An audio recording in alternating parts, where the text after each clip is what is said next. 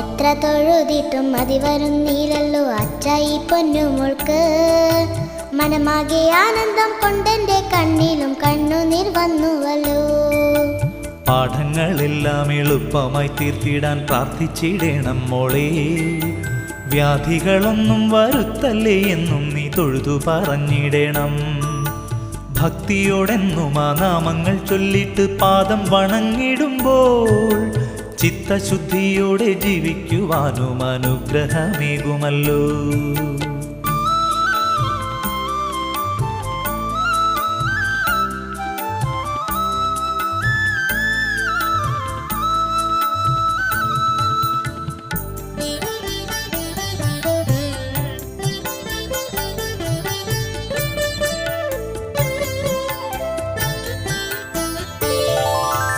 ഏട്ടനെ പോലെന്റെ കൂട്ടിനായി വന്നിടാൻ ശ്രീമുരു